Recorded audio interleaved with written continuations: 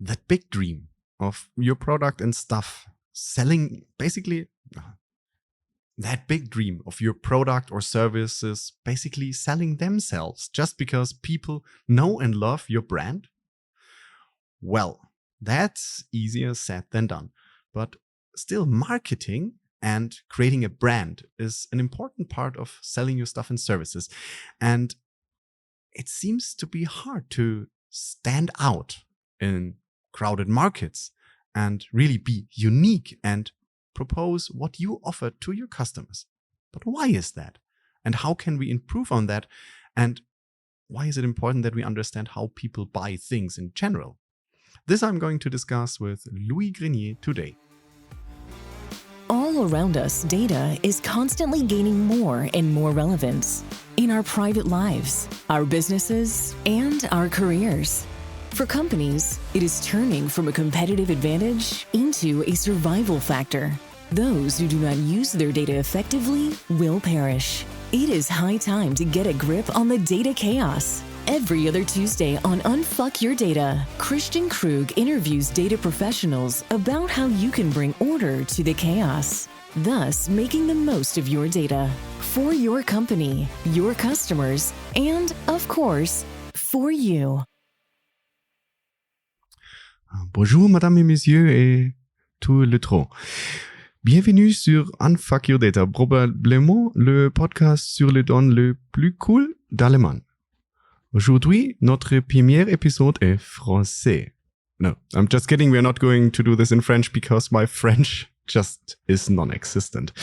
But you may have guessed it. My today's guest is from France. And in this episode of the probably coolest data podcast from Germany, Unfuck Your Data, we feature the author of this awesome book, Stand the Fuck Out. So please expect some swear words.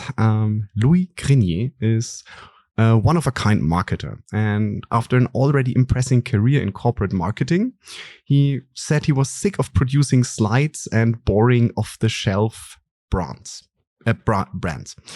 He started then one of the most successful marketing podcasts, Everyone Hates Marketers. And in this podcast, he helps you to get rid of marketing bullshit and presents like real stories on how to really get a great marketing going. But that's not enough. You can also learn from him directly, as he also offers consulting services in a very unique fashion, like not locking you in on some vendor bullshit, which you never get rid of, and even shared his thoughts, as I said, in this book, featuring his amazing co-star. I hope I pronounce it right. Roger the Rooster, or is it Roger the Rooster? Roger the Rooster, so it rhymes. We will find out those words. Happy, Louis, to have you on the show. And what did I miss in the introduction that the audience needs to know about you? Bonjour. Thanks for having me. And thanks for everything you just said. It's very nice to hear. I think you've missed the fact that I'm not that badass or that interesting. I'm just a regular guy. But yeah, took me a while to get to where I am. I guess we'll talk about it. The book is kind of the last installment, but I've made so many mistakes and so many fuck ups. So it's I'm not as badass as you think you are. But I'm glad you think you do. That makes me happy. So you're also humble. Okay, I get it. Not that much. But depends on the situation. I'm nice. So I'm coming from data. And usually when I interact with marketing, I'm coming from a very structured data world of finance and controlling. And then marketing to me often seems like the wild west of data. And they are out there coming with KPIs I had never heard of. Some crazy figures they made up somewhere on those slides and tell me, this is how you do marketing. This is how we measure it. Louis, is it the Wild West? What is marketing? And why do you say, cut the bullshit and stand the fuck out? So I agree. It is the Wild West because not that many people would actually align inside an organization of what marketing is in the first place. So once you don't know what something is, then it's difficult to know how to measure it. So that's the first thing, right? For a lot of people, marketing is communication. talking about how good we are, talking about things, but it's not. It's part of it. Communication is only a tiny portion of what marketing is. And so marketing is really, its goal is to raise the chances ever so slightly that someone would buy your stuff. That's basically what it is, right? This is the objective. And ever like a tiny, like elevating it by a tiny percentage of chance, not like so it's not like active that. Sales. It's not like no, it's we're not marketing, gods, right? we're not able to influence people that much. So we can only channel things that already exist and stuff. So beside communication, there's a much more than that. It's about understanding people, offering something of value, pricing it right. So you do the traditional 4 Ps: product, place, promotion, and I always forget the fourth one, but you can Google it. And so this is the basic of it. So that's the first part of the answer. The second reason why it's the Wild West is because it's not black or white. Marketing is not a science. Marketing is not something that you can, where everything can be measured. And it's not because something can't be measured that you can't influence it. So there's a lot of stuff that you would do in marketing that are just impossible to put in an Excel spreadsheet. As I said, raising the chances ever so slightly that someone buy your stuff is incredibly difficult to measure. Yeah. And so most times we use proxies, right? We try to use ways to measure that are not perfect, not primary metrics, but are kind of give you guys an idea, because we don't know what people have in their brain. We don't know whether someone knows a brand or what they associate it with, which is very important because that's called salience in marketing. We want to know how people think of a brand, if they think of a brand, or how they think of purchasing. The only way we can get that info is if they tell us, if they show it to us through purchase. But there's so much we can't measure. So just by that, then you can't measure it directly. I mean, you can't measure it directly. And as you said, we need to have some proxies. For example, let's go to social media. There, oftentimes, followers is used as a proxy. Okay, on how famous, how well is a person perceived. But it can be influenced in 20 million ways, like buying followers and whatever. But we have to use at least some proxy. And of course, there are terrible proxies like followers, and then there are maybe not so terrible proxies. Yeah, one of the good proxies would be share of voice, share of search. So this is a way to know whether a brand is being searched, being Googled, right? Yeah. Or being talked about in general. But online, it's quite easy to do a share of search. So because that's a good proxy, because scientific studies have shown that the higher your share of voice, the share of search, the more likely the brand will have a high market share. And to increase your market share, you need to increase your share of voice. So those are the few things that are scientific about the way the world works and marketing works. So yeah, you need to use proxies. And the problem then lies in the fact that you have this difference between performance marketing and brand marketing, where performance, what they call performance, which as if the rest is not performance. Please, let's go in there. I had discussions on performance marketing galore, ranging it's from... one of those stupid words that I've been digested by the marketing community, and everyone uses it, but not everyone can agree on what it means. So we have to create labels for things, or else we can't understand and talk about it. So yeah, performance marketing being direct response marketing, expecting basically a purchase or them to pick up on the offer based on those things that we do. And then brand marketing, which is more longer term, where we associate our brands with a set of triggers, so that when people think about a specific category, they think of us first. And so those two worlds colliding in terms of these are two different things. So the brand marketing being rather a long-term thing, where you say, for example, let's take one big company like Coca-Cola. If you see the distinct bottle, you think of Coca-Cola if the label is off or not. So, and they have a brand established. Yeah. And performance marketing is rather the short-term one, where you say, okay, hey, I do some ads and then measure on how is it perceived by people, and what sells better. And from what I got is like people praising it as the holy grail of marketing. And you basically don't need any brand marketing. You just need performance marketing, and then shit sells itself. But other people saying, okay, this is the best method that the search engine providers have done and have scammed marketers to spend money on their platforms. So it's not because you're paying for ads that it's performance marketing. The problem is that when we put a distinction between the two and try to challenge like performance is better or brand is better, we just forget the fundamentals, right? Again, the fundamentals is, yes, you can get people to buy something from you if they don't know about you, but they are less likely to do so. And if you only try to get them to buy your shit straight away, you're not going to get very far. You need time, right? Like anything. And so you need to get the unpleasant answer. The unpleasant answer that no one wants to hear. Everybody wants that fucking shortcut to just sell the stuff. But thanks. We need time for things.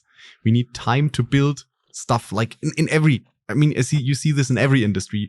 You need time to build a brand. You need time to build, when you build some data pipeline, you need time and effort. Or if you start with sports, you're not going to look like Arnold Schwarzenegger after 2 months of working out. It's not happening. Again, that's how people think, right? Like it's just, we're wired this way. We are products of millions of years of evolution that's the way we think. We like short-term thinking is the way we survived. So there's no reason for us to change that in our psyche. That's just the way we are. So the only way to prove, to kind of show that the debate or the difference between the two is nonsensical is to share like studies that have been made on the brand marketing side of it, or like how creative campaigns that are not meant to sell directly do have an effect on sale in the short term, but also long term. And again, if you go back to studies that have been like peer-reviewed and everything, it goes back to the same thing. One argument that is easy to share with people who are not convinced is like to ask them about how they buy things and just go drill down into the detail. And if you buy a certain way, don't expect others to buy a different way. Like it's not because you're not unique. So like if you start to really dig into why people buy stuff, and I'm not talking about expensive B2B products, but like basic shit, they realize that a lot of it is subconscious, a lot of it is irrational, a lot of it is not really something that is like can be explained out loud. It just happens because you know that brand because you've seen it on TV for 20 years and therefore you trust it, or you just live nearby and that's the only reason why you're there. There's no rational reason why to go to this convenience store, but that's the point of it. It's convenience. So that's why you're there and you don't care about the brand. So there's so much there in terms of real behavior of people that, you know, once you kind of unpack it, it's never as simple as performance versus brand. So we need both. So we need both as brand marketing works, but also performance marketing. Then when you nurture your brand, when your brand is established, then performance marketing can be the difference of what, like you said, like increase the chance of people buying stuff from you by even the slightest bit. So, and then drill or then improve on the last mile of selling with performance marketing. Yeah, and but again, when you talked about Coca-Cola, which is one of the biggest brands in the world, but if you go to the real smaller world of like most of your listeners, I would say, who don't work for Coca-Cola, if you're a small business and you try to get from 0 to 1 customer, for example, of course, you're not going to start investing in a brand campaign or whatever. It's as simple as potentially reaching out to your network and get your first sale. But then, if you think about it, that was almost a brand effort because your network are people that you know, and therefore they trust you, and they know about you, and they're more likely to buy from you. So you can always slice and dice it, and you arrive at the same place. Don't expect people to just miraculously buy your stuff just because you have something to sell. I think that's a hard to swallow thing for a lot of egos, to be honest. Yeah, exactly. And marketing is full of egocentric people who think they can have a huge impact in people's life, and who think that people think of their brand all the time, think of their product all the time, read every ad. Or no, people don't care about you. People care about one thing mainly, it's themselves. And and they think of you like if they think of you for 1 second every few days, you're fucking a rock star. So you can't do much more than just influence ever so slightly people to buy from you. That's the only thing you can control. Nice. So really, thanks. But then you say, okay, we have now stand the fuck out. And you said brands, and we have this huge thing like Coca-Cola, and then we have this small Christian running around somewhere in Germany thinking that he wants to become the next Coca-Cola and the rock star that the listeners think about all night. Please don't think about me all night. Thanks. I would be scared. So and one thing that I read in your book already is like you said, okay, you want to build lasting. We want to build lasting brands. Louis. Lasting. I mean, lasting brand. I mean, it depends what you want to achieve, right? Like some people are happy to just sell out after 5 years or whatever. But the key is to do something that lights you up. The key is to do something that you enjoy, right? That you can stay the distance. Isn't that sellout? Sorry to take the turn there, but isn't this sellout shit one root cause of all this evil there in marketing? When I talked to people who started a business, they already, when they came from registering the business, they talked about their exit plan. Like, I want to exit this in 3 to 5 years. Like, why the fuck are you even starting it? I mean, I started my podcast not with the intention of selling it to someone in 5 years. I mean, maybe I will scrap it because I'm bored, but that's the root thing that you say. Shouldn't we go back to do something that we enjoy and then try to convince people that they also might enjoy it? Well, I mean, that's your way of thinking, and that would be my way as well. But some people just like the thrill of having an objective like that, and the race that comes with it, and the challenges that come with it, all the way to the end, and then they sell, and then they get bored again, and they do it again. Like, I mean, who are we to judge? What people try to do at the end of the day? If they like that challenge themselves, why not, right? That's not an issue, right? But would you? I mean, for me, it's something that makes me stay away from buying from them. If I see that, if I see that, for example, you buy something that might require some maintenance, and then you know that in 3 years some other person is owner of that company, and you want to get it repaired, and suddenly it's like 10 times the price because they sold it for a friggin' margin. Like, for me, this is something that would make me rather move away from buying there if I know that they build it up with the intent of selling it. Yeah.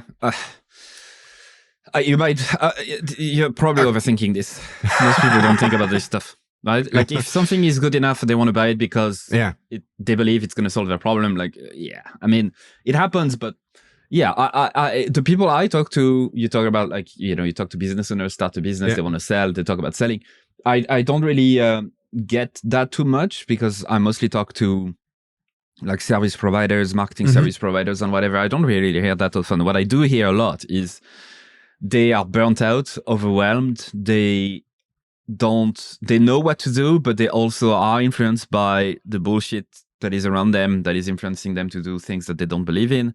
They're not super happy. They don't get that much energy anymore. Like, they are looking into, they want to do something that fulfills them. They want to pay the bills, but they mostly want to work with people they like. They want to have the freedom to say what they want, to do what they want.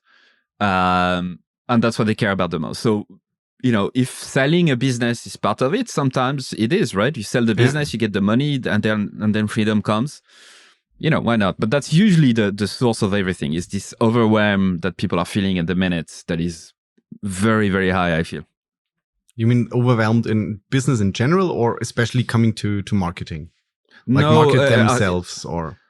I mean, I'm close to marketers, so I hear from them a lot. But generally speaking, like, if you look at societal political trends, people are overwhelmed, and it applies, of course, to like the marketing world, but business owners in general. Like, it's everyone and their auntie can share stuff and produce content that create a business nowadays, and so competition is higher, the noise is higher. you don't know who to trust, you don't know what to trust, you don't know what to do. There's so much you could be doing. You don't know where to start. You don't know what data to trust. You don't know what data provider or data sources to trust. I mean, just the sheer overwhelm of just those questions or those things I just said is super high. So what I do tell people in that instance is to come back to foundations, and foundations of what are the things that are not going to change, to use stuff that you talk about, like what data can you rely on that are never going to go out of fashion or that you can trust, right? What are the things that you can trust forever, no matter what happens, no matter what new AI tool, right? And so that's kind of the book itself. That's the book, the stand the fuck out methodology behind it is the answer to this. My answer, at least, the way I think of foundations and the things that won't change. Oh, nice. Yeah, but it's really, it's always, we always come to this, start at the foundation. Like you said, the new AI tool, I think, especially in marketing, from my experience, people now are jumping onto the latest tool that came out and promised them to automate their marketing and sales funnel, and they would get leads galore and like sales galore. And then you see like where they are. If you think of this as a data pipeline and also as a marketing, in marketing, the funnel is quite known to most people that there is a funnel. You're always looking at the end of the funnel. Also with the AI tools, you're looking at the very, very end, like creating the visuals, reaching out to people. But you didn't start at the beginning. You're like, what do I want to sell? Like you said, what are people buying? Something that solves their problem. And you start with a visual without knowing, in a lot of AI tools, you start with automating visuals, and you don't even know which problem you solve. Yeah, so that's part of it, right? But because they never get a chance to sit down and actually think through all the stuff. And so they start with the obvious, things that they think will have an impact. But yeah, you need to have, first of all, a unique positioning. Yeah. That's kind of the core of it. So a unique positioning is your ability to say that we are the only one in that category to solve those problems that alternatives ignore to help you reach this specific goal. And so that gives you, what you try to do here is to have a meaningful difference, meaning that you're not different for the sake of it. You're not a different business just because you want to be different. You're offering something of meaningful to a group of people so that they are more likely to pick you, right? And so that's one of the core foundation of it. If you're not able to have that, if you're not able to say, this is our meaningful difference, those are the problems or struggles or pain points or whatever you want to call it, that are ignored or at least not well served by alternatives, then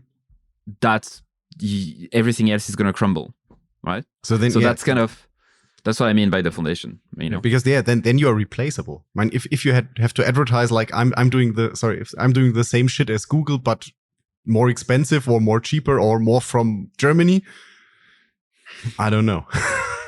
But if it's a meaningful difference, then right. For example, let's talk about that example you just said, right? Yeah. So an alternative to Google Ads, let's say, but based in Germany, you could argue that could be a meaningful difference if the problem that you're solving is something that people care a lot about. So Germans, notoriously very privacy-centric, very like I just have to look at the questionnaire that you sent me before this podcast, and that's the German for you versus like Americans who assume everything, you give consent to everything. Anyway, so the Google in Germany. So yeah, why would it be appealing to some people? Maybe because you offer ads to German, like in Germany, to German people with a high like respect of privacy and their own data.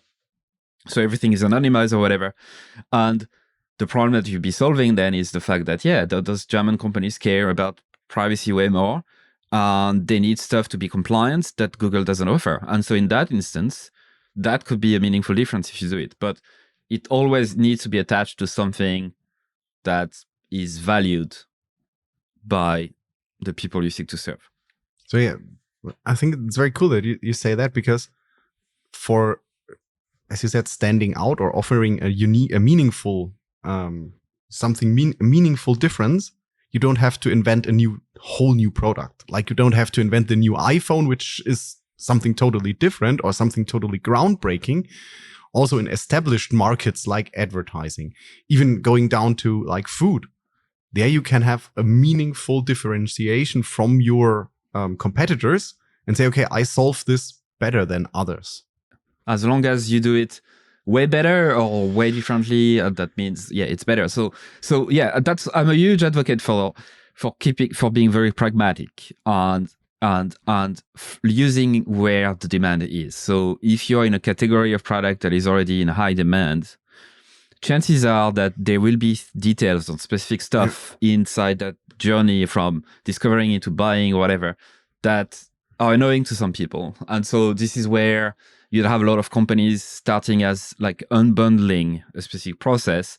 So they focus on a very, very specific part of it. Just to give you a quick example, I did some work with a company called Lidzi recently. One of the co-founders is German. And they offer part of the marketing agency process from like acquiring clients. They have a tiny part where they onboard them, asking them access to their ad accounts. And then they do the work, they do the creative, blah, blah, blah. Mm-hmm. So they unbundled that and they just focused on that part of getting access to their ad accounts, realizing that agency owners were really struggling with that part because their clients are non-technical mostly. They don't spend their days in Facebook and Google Ad Manager and whatever the fuck. And so they've set up a way to do it much faster than having to send them a questionnaire and having to have email back and forth, right? So that's an example of how to use something that already exists. The fact that agency owners are onboarding clients all the time and they struggle with that, or that's part of the process. So unbundling is one way. But then you can also do the full, another popular way is to take a traditional category, like you mentioned the Google Ads stuff. So to use that, so the same flow, but it's for a very specific subgroup of people who might care about something more than others. So like the German versus the rest of the world, for example. Like Germany is known to be very like privacy centric and whatever. And so this is a general example, but that's another way. So yeah, everything starts with something that exists. You're not trying to invent something from scratch. You need to lead on something that exists, be it a product that exists, service that exists, a process, something they already do. Don't try to like make them do something that is completely new that they've never done before, they don't care about, because that's how you don't have a business. Yeah, because for one very, very convenience-based market, I have two examples in my head where I say, okay, I love what they did there. I mean, I love how they did it, but I would never buy it because it's like, whoa, a brutal take, but it works. Let's talk about iced tea and water. Right. In Germany, the iced tea market knew only one metric which was important, like make it cheaper. Then a rapper came up and said, hey, this is my Capital Bra iced tea. And people were like paying willingly like €3 a can for something they could get for like 50 cents for 1.5 liter. Same in United States, Liquid Death. Mm-hmm. It's basically Austrian canned water, which you can get for some cents of a tap. And they are selling it for like, I think it's like $4 to $8 a can in the United States just because there's some skull printed on it. Well, so let's unbundle that, right? Why are people buying it then? You know, because if we think of the world as a very rational place where people make decisions based on like rational stuff, like you know, make more money, save money, quench their thirst, like there's just a very rational biological, you know, stuff. Yeah. Then this business wouldn't exist. The two businesses you mentioned wouldn't exist. So why do they exist, right? Why do they exist? Why are people willing to pay that much more for just canned water? And the answer is in the irrational struggles, the irrational things that people do that they need. So for Liquid Death, a lot of it is status, right? It's about the message that you send to your friends and to the world in terms of I'm a cool person, I drink this thing, look at me, look at the way I am, look at the things, the decisions I made. And to me, the idea they had is that like when you were going out in a club, I mean, I'm way too old for that shit today, but when you were going out in a club and you had a bottle of water you weren't among the cool guys. If you had a bottle of whatever alcoholic drink, they looked fancy. But now you look fancy and drinking look water. cool among the other cool kids drinking water. Exactly. So it's like quenching the ego, like nurturing their ego and their desire to look cool among all the other cool kids. Yeah, and I know that they are very popular in festivals. They would sponsor festivals and stuff because that's a place where you're projecting a lot of who you are and where you're at your best and you look cool and stuff. So it's a good example of using something that already exists, but moving into another category. So I mentioned the bundling and unbundling stuff. Another way is to find something, a characteristic from another category altogether and apply it to what you're doing. So what they've done is to the bottled water world is they applied packaging that were not used in that context from like adjacent category, like beers and stuff like that. So by just doing that, the packaging part, they've managed to kind of solve that irrational struggle of I want to look cool drinking water in a sense, right?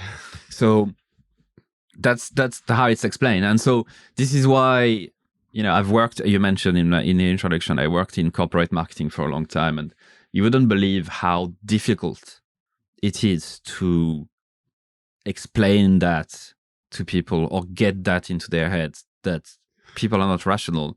And even in B2B, in very serious settings, they are not rational. They're not going to make decisions that are purely based on rational data, that just doesn't happen. And how difficult is it to actually make them understand that? Some people are just completely believe that it's not true, that they are 100% in charge of their mental capacity, that all the decisions they take is completely conscious, that they can't be influenced by marketing. It's just incredible. Yeah. I had my fair share of experiences with that. It's mad, like. Yeah, I mean, but why is that? Do you have an explanation? Why is that? Because I'm always getting this like people are at some point, they are so disconnected from that. Because one example was I had a presentation at a company I was working for to start a company internal also customer facing live show. Okay. And I put a quote in there that said like, we want to try this with trial and error. And then I put a quote in there which said, which was from a famous streamer, which said, success is like being pregnant. Everybody says congratulations, but nobody knows how many times you got fucked. Okay. I still love the quote. And then the CEO, he giggled when he saw the quote. He's like, it's a great quote, but if you present this to the board, please take out that quote. I was like, why? You just laughed about it. I mean, why do you think the board will not laugh about it? I think they are also humans. They are your age, even younger. Yeah. I don't get it.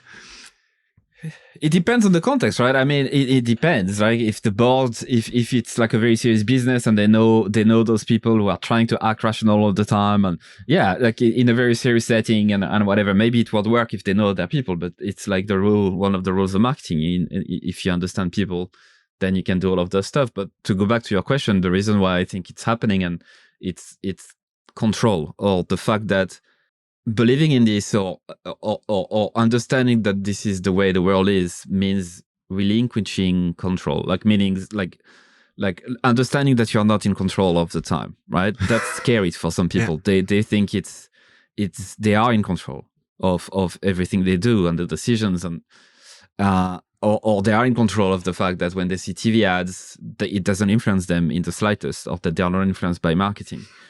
Because they want to believe that they are in control all the time. And that's something that is scary for people to think that they are not.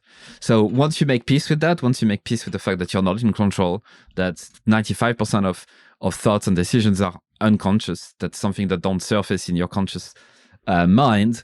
Once you understand that some decisions your unconscious mind would have made them, like I think it's like 5, 6, 7 seconds before you take them consciously. There's so many stuff like that. Then it's I think it's a bit easier to navigate the world, because there's some things you can't control, and that's okay. Yeah, absolutely true. I think there was this one sentence like, please give me the what was it? I don't get it right from my head. So like the strength to change the things that I can control, and the calmness to accept that to accept the things that I can't control, and the wisdom to discriminate between both. No, that's a great quote. Yeah. yeah, but that's it. It's a liberating feeling. So and then coming back to marketing, you say, okay, we have this niche, and we accept that people are, even in B2B, and this is something that I really would like to highlight and strike this, even when it's about spending millions or even sometimes billions on projects, people are not 100% rational. Like, and especially for us Germans, this is hard to swallow. I think for Germans more than other, for example, the United States, I think they have accepted this much more. And in Germany, it's like, yeah, if we buy this B2B software, we make a huge Excel sheet with like 1,000 lines and list each competitor, and then strike the feature list, and then we make a really, really based and really profound decision. It's just not happening. Well, it is happening, right? They do it, but there's more reason to do it. I would argue that the Germans are probably very, like, the only rational creature in the world. No, I'm joking. No, so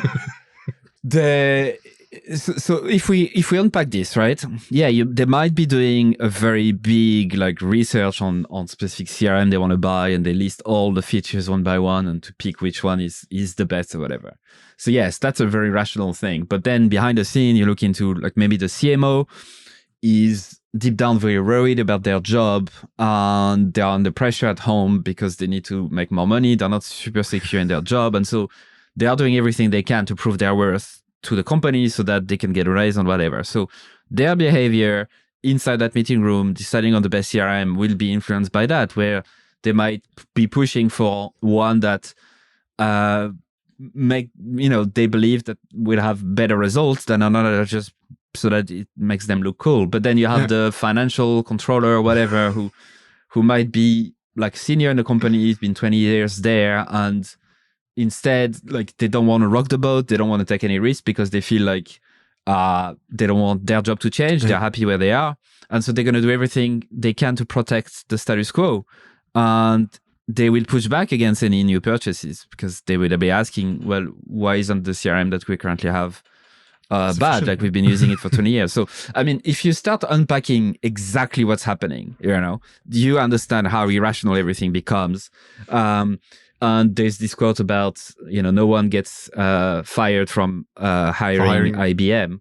Yeah. And that's an irrational thing because it's about removing risks. It's about not wrecking the boat. And I would classify that to be irrational behavior when you think about it, because people don't pick the best solution in the context they are in. They pick the least risky. They tend to. So it's... Yeah, it depends a bit, I think. I think there it depends. Again, we go into the irrational part of people, because there are some people who are more willing to take risks than others. Mm-hmm. For example, if you look in sales, you usually have people who are taking more risks than others, because salespeople are betting oftentimes half their salary on I'm a fucking awesome person. Mm-hmm.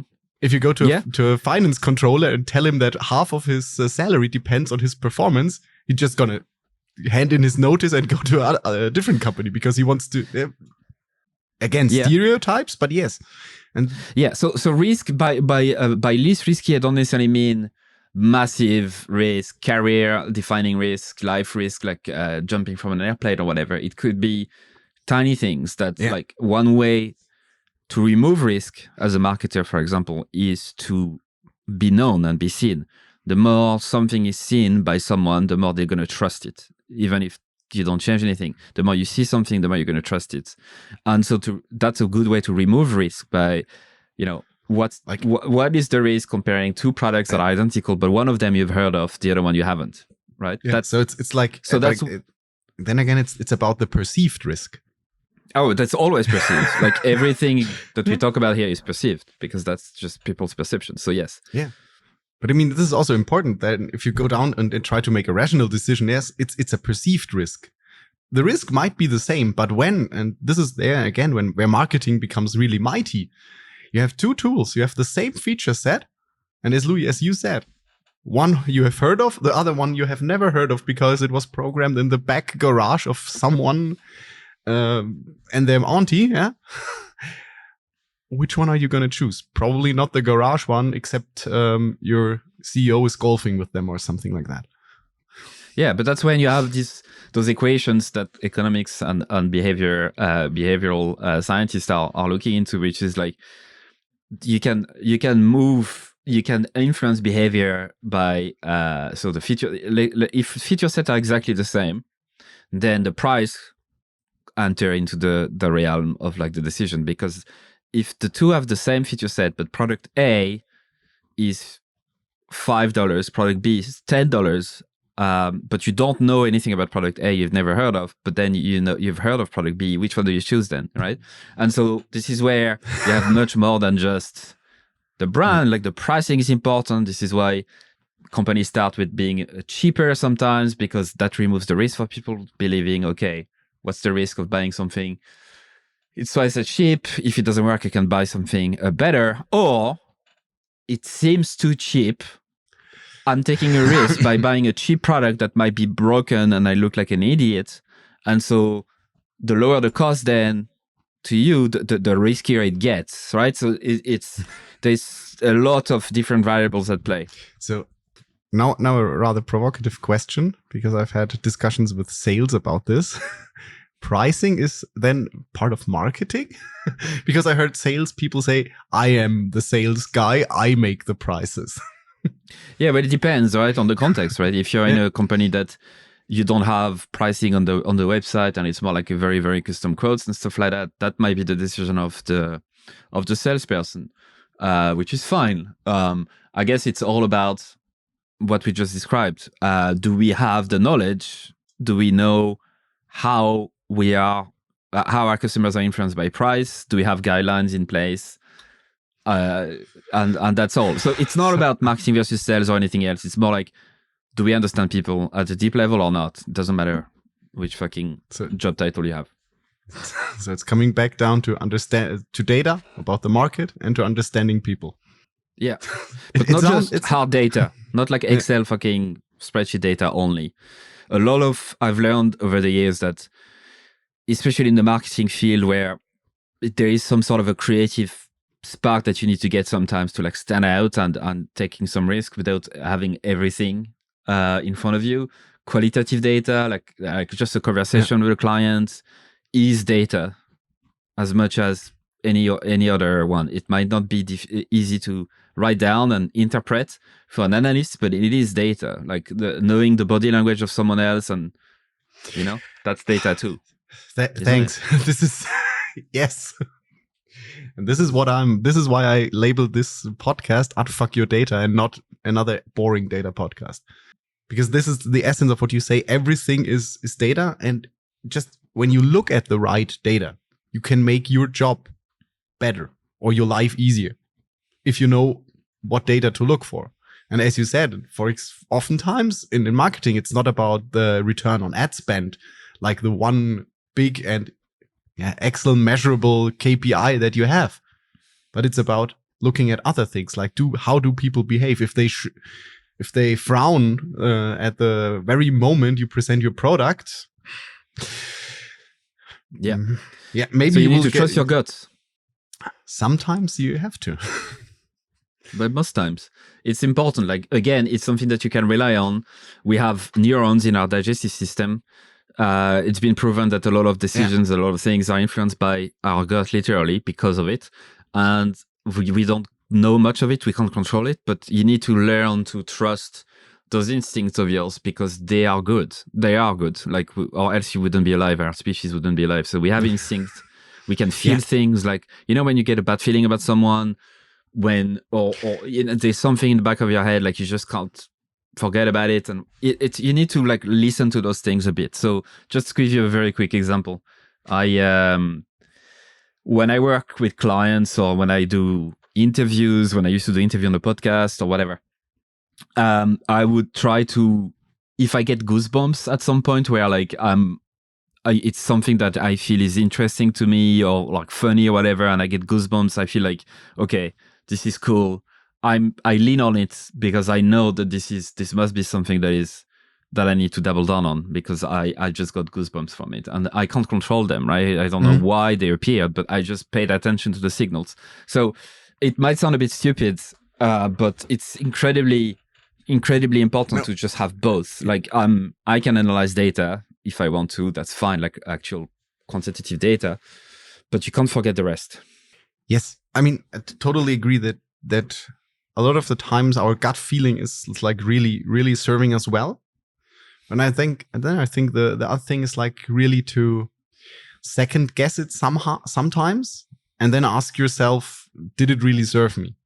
Because, for example, this is also one thing that I don't know. In Germany, there is I have to roughly translate it. In Germany, it says like if you get burned once as a kid, you shy away from fire.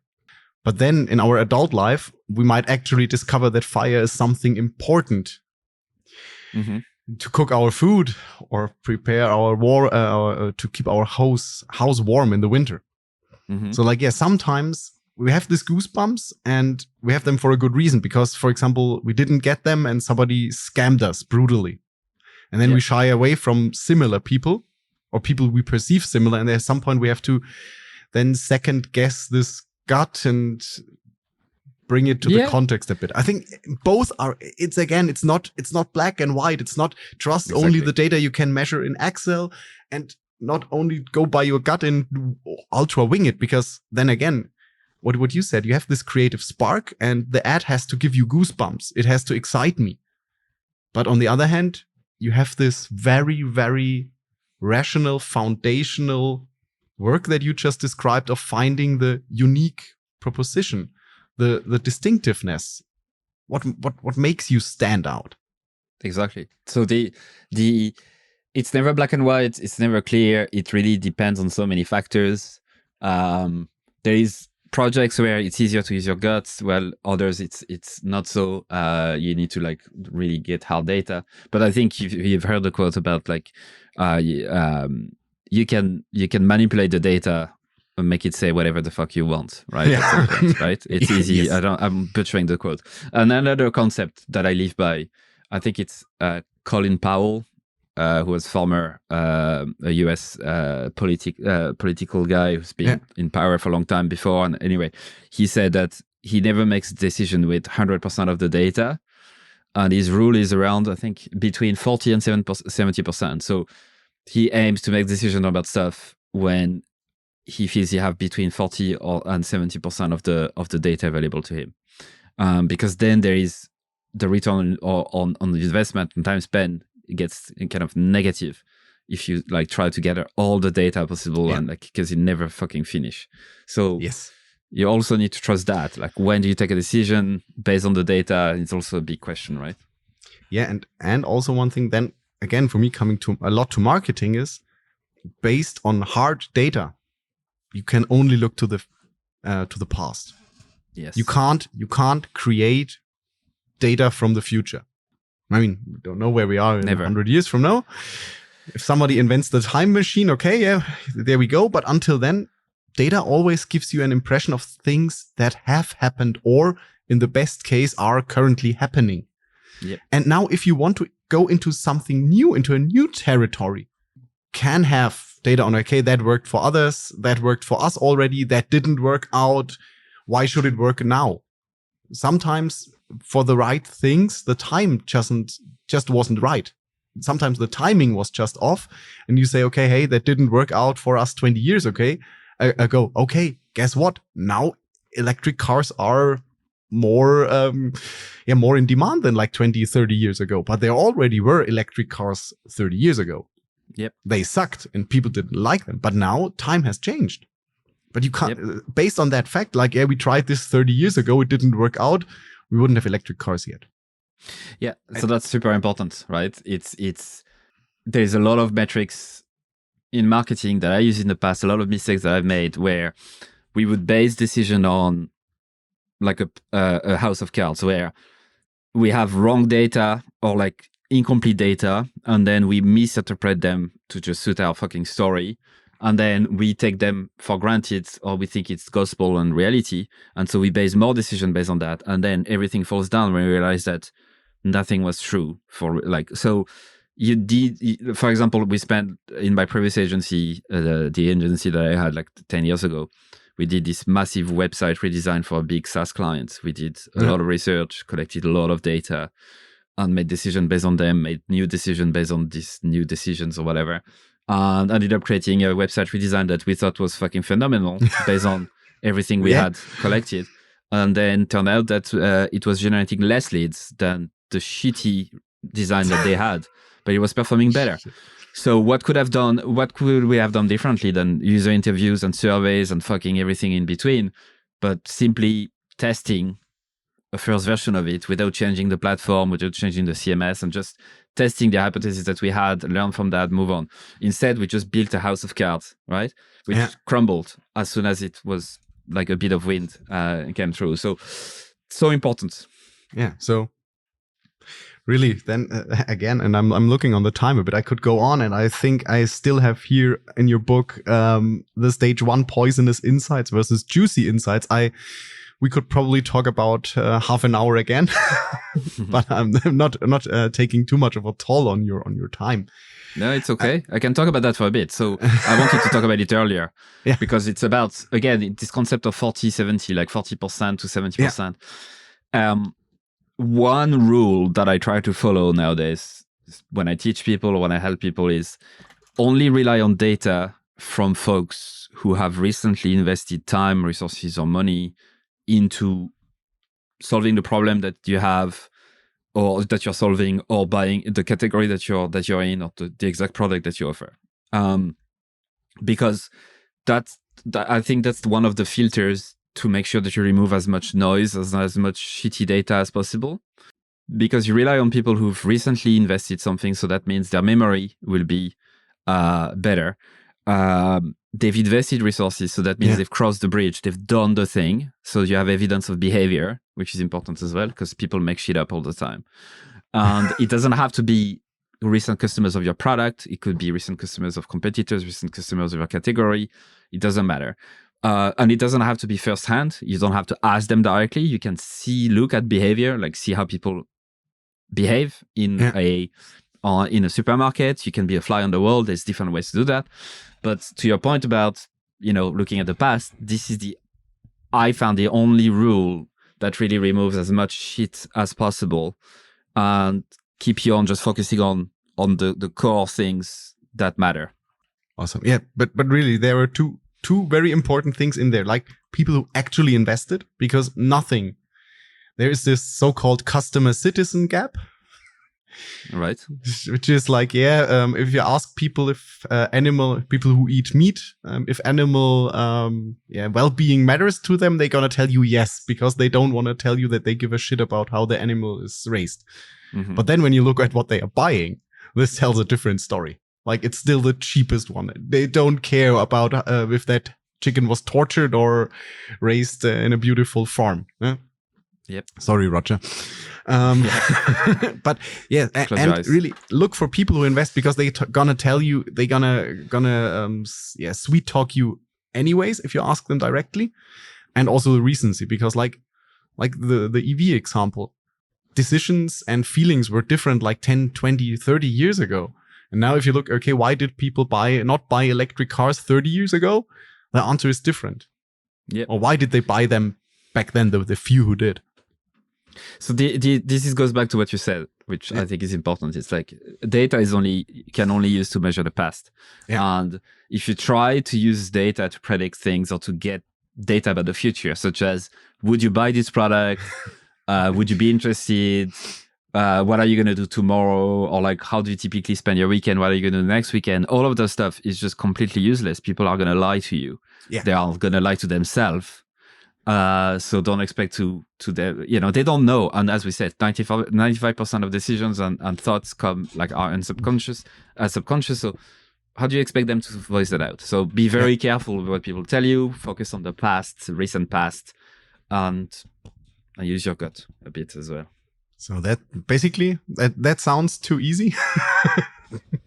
Too easy to be true. But we have discovered more than once that people really struggle with the foundations. So now, before I send Louis to the really closing round, from the bottom of my heart, I'm holding this book into the camera. Read it. I'm not wholly through it because I have other tasks also to do, but highly recommend this book. Read it.